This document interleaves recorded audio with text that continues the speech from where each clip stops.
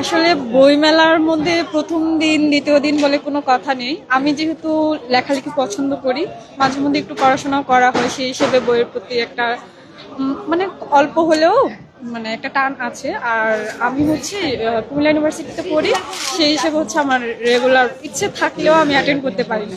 তো আজকে হচ্ছে আমরা ফ্রেন্ডরা অনেকদিন যেহেতু দেখা হয় না, তো ফ্রেন্ডরা হচ্ছে ইফতারের জন্য একটা প্ল্যান করি। তো সেখান থেকে যাওয়ার পথে দেখলাম যে এখানে বইমেলা, সেই হিসেবে দেখেই আসলে লোভ সামলাতে পারিনি।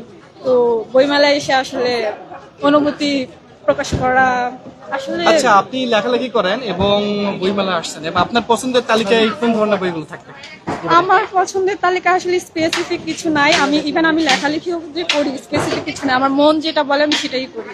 বলা যায় যে আমি অনেকটা মানে মানে কি বলে এটাকে যে আচ্ছা, এবারে বইমেলায় কেমন জমবে মনে হচ্ছে? রমজান আসলে বইমেলায় কেমন জমবে বলতে অন্যবারের তুলনায় খুব একটা জমবে কিনা আমি ঠিক বুঝতে পারছি না। তবে আমি যেহেতু ফ্রেন্ডদের সাথে আসছি, আমি ভালোভাবে এনজয় করছি।